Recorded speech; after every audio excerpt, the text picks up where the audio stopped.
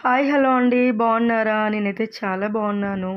మీకైతే ఇప్పుడు మురుకుల పిండి ఎలా కలపాలో అయితే వీడియోనైతే పెట్టానండి. ఎలా కలపాలన్నది నేను ఎలా కలుపుతున్నానైతే వీడియో అయితే పోస్ట్ చేస్తున్నాను. చూడండి, నేనైతే 5 కేజీస్ పిండి అయితే తీసుకున్నాను. పట్టించేటప్పుడు వీడియో అయితే నేను అది స్కిప్ చేశానండి. ఓన్లీ కలపడమే అయితే ఉంది. నేను 5 kgs 5½ kgs rice, 4½ kgs rice, పావు కేజీ శనగపప్పు, పావు కేజీ మినపప్పు, కొంచెం మన అంటే క్వాంటిటీ తగ్గట్టు బియ్యానికి సరిపడా జీలకర్ర, అవి తీసుకొని పిండిలో వేసేసి నేనైతే పిండి పట్టించాను. ఇప్పుడైతే పిండి కలపడము. నువ్వులు, ఓమ, జీలకర్ర, అదైతే అల్లం వెల్లుల్లి పేస్ట్ అండి. అల్లం వెల్లుల్లి అండ్ కరివేపాకు పేస్ట్, అవన్నీ మిక్స్ చేసి దాంట్లో నేనైతే హాట్ వాటర్తో పిండి కలుపుతాను. హాట్ వాటర్ అయితే తీసుకున్నాను. హాట్ వాటర్ అయితే దాంట్లో వేసి కాసేపు దాన్ని అందులోనే ఉండనివ్వాలి. ఎందుకంటే హీట్గా అనేది అది కొంచెం మంచిగా ఉడికిపోతుంది.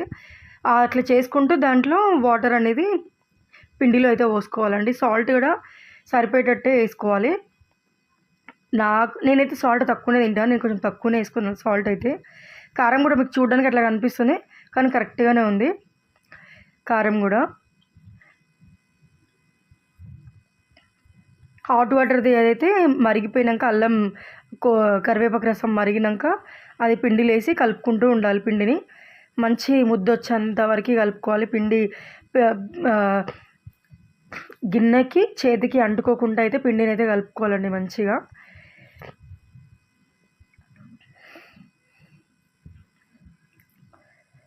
కలుపుకోవడం అయితే ఆల్మోస్ట్ కంప్లీట్ అయిపోయిందండి మొత్తం.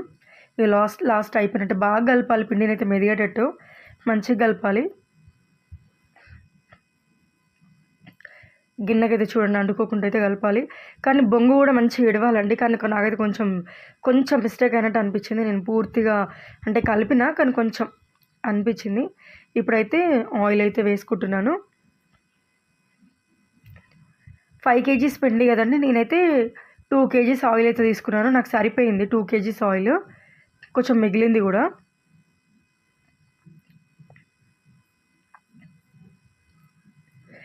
పెద్ద కడాయి ఎందుకు తీసుకున్నానంటే పెద్ద కడాయి కింద పడకుండా, ఇదైతే హాల్లో పెట్టి చేస్తానండి, అందుకోసం కింద పడకుండా ఆయిల్ అనేది కింద పడకుండా కింద అది వేసుకొని బియ్యం బస్త వేసుకొని దాని మీద మళ్ళీ బండ పెట్టుకొని మరకలు అనేది ఏం అవ్వకుండా హీట్ అనేది బండకి ఇంకా తగలకుండా పెట్టుకున్నానండి. ఇప్పుడైతే చూడండి మురుకులు అయితే ఒత్తుతున్నాను.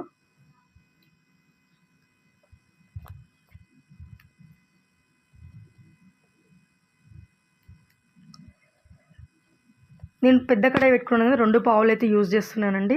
ఎందుకంటే ఫాస్ట్గా అయిపోవాలని. ఒక్కొక్క పావు అయితే చాలాసేపు అవుతుంది కదా.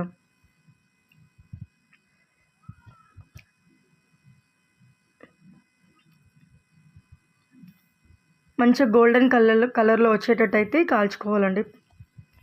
ఓకే అండి, లైక్ చేయండి, షేర్ చేయండి, మన ఛానల్ని సబ్స్క్రైబ్ చేయండి. Bye bye.